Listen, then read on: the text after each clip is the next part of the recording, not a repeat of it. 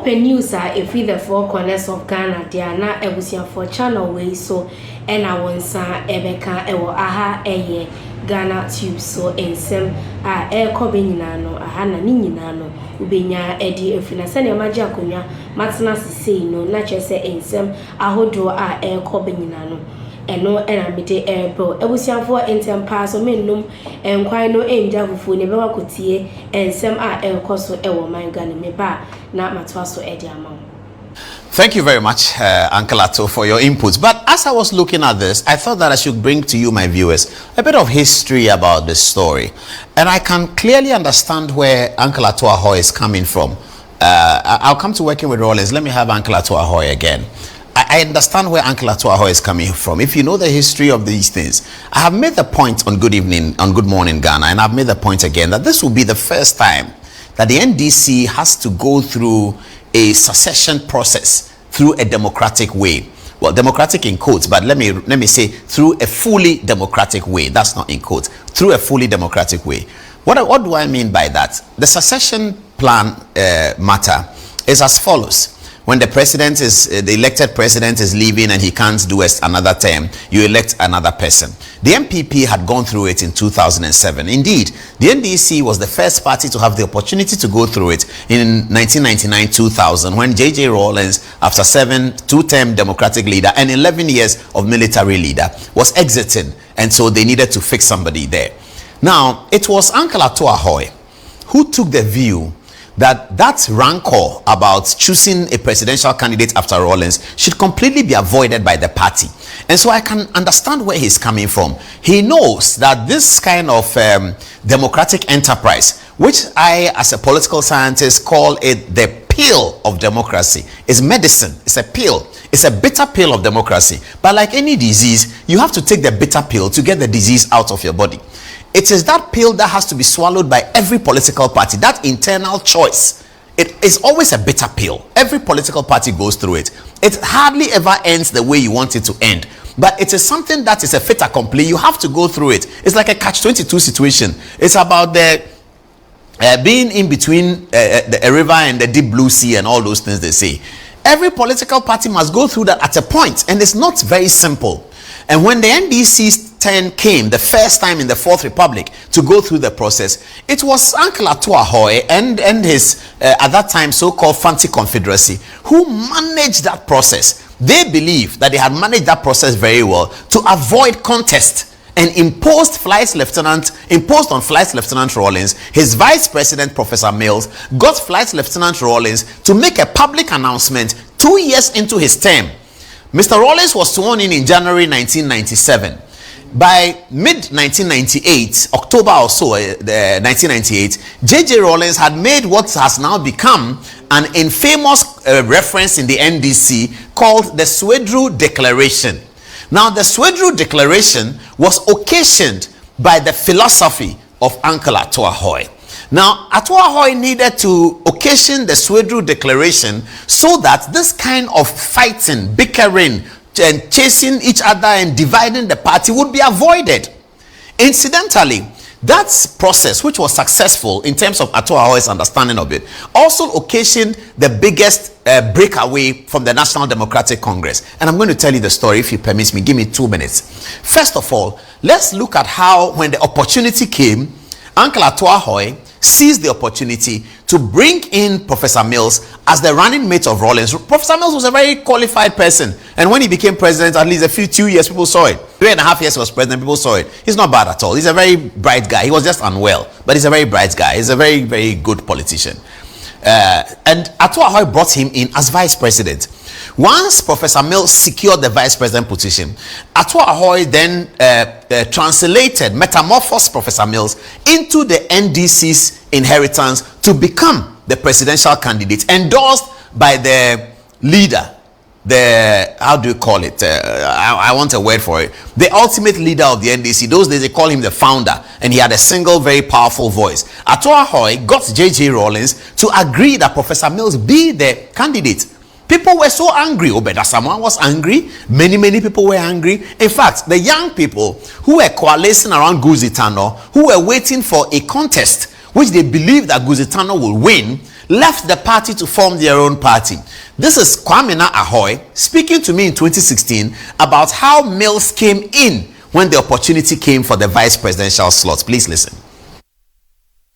Harry Sawyer was the Minister of Education, and he brought a memo to Cabinet asking us to reverse the decision of the University Council, and appoint Professor Mills because he was much better. And he extolled his virtues. In the middle of it, somebody told him that in this constitution, the government doesn't appoint the vice chancellor, it's the University Council, so it cannot be done. But he was very, very emotional about it. And the more he spoke about it, the more I said, Obedasamo was in the meeting, but he left before the meeting ended. So as soon as the meeting ended, I dashed to his office. He was Attorney General at the time. I said, Obed, this Professor Mills that Harry Sawyer was talking about, don't you think he's the person that we are looking for? Obed said, Jesus Christ, Kwamina, you are right. He's brilliant. I taught him. Yes. Why hasn't anybody thought about him? So he called Rollins on phone, and they spoke in Ewe, which I didn't understand. And then Jerry said, come here. I know the man. I have met him. He's IRS coming. Go to his house. Whatever it takes today, I want him as a candidate. I think there's part of the video that they didn't show where he said he went to Professor Mills's house, he met him. I needed that producer. That's where Atu Ahoy comes in. He said Mills was close to his brother Atu Ahoy, blah, blah, blah. Anyway, so now let me come to working with Rollins. So Professor Mills became the running mate and the election was successful. Then I believe that Uncle Atu Ahoy at that time, who had significant control over the NDC with his fancy confederacy, Totobi Kwachi was at national security, his brother Kwame Anahoy was at local government, Atodazi was there in the castle. They had a sort of group, they were labeled by Kofi Kumsin, the Chronicle editor and publisher, as fancy confederacy, and we still call them that. They then began to maneuver to avoid this kind of contest because they knew that had potential to destroy the party. To avoid that contest, they imposed Professor Mills on the party as the leader without a contest with a Swedru declaration. And then the declaration was confirmed in Ho, where I was a reporter. I should have asked them to pick up my photograph with Rollins in that place. Where I was a reporter for the NDC Congress in Ho. I went in with Komla Dumont and others in May 2000. I believe Standogbe was part of that group. We went to Ho, and Mills, in his acceptance of the endorsement of the NDC Congress, said that he was going to consult Rollins morning, noon, day, night, midnight, dawn, every time. And that became a problem during the campaign of 2000. But this is what Atu Ahoy occasioned, because he was aware that if they were to allow this contest, there would be a problem. I am not so sure whether Uncle Atu is preparing to do that again. But it is impossible to do that in 2025. The democracy has come so far. The MPP has gone through so many congresses, changing leaders, that Ghanaians have become used to it. So it's completely impossible for anyone within the NDC to orchestrate an automatic inheritance of John Mahama's presidency and leadership of the party to another person without a contest. There is going to be a contest. And perhaps Uncle Atu doesn't want us to talk about that contest, but we can't do anything about it.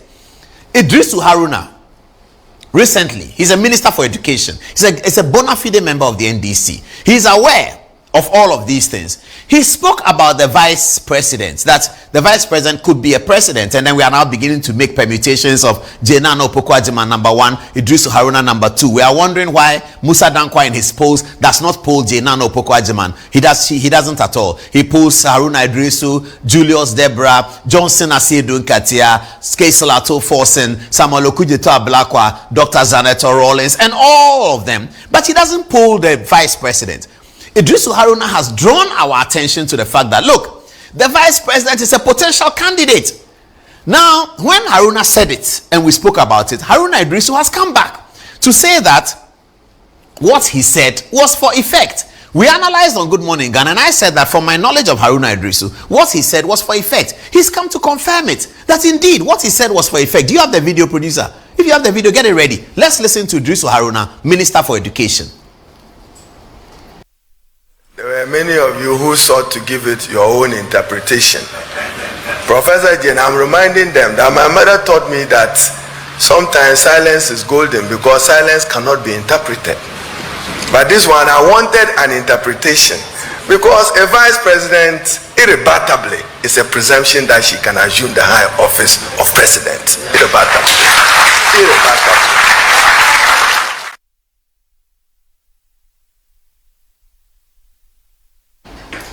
Good evening, Charles Bisu. Did you hear that, viewers? Did you hear that? Idrisu Haruna. So, Uncle Atu Ahoy, we are really sorry. But it's not me, it's not us, it's not the media.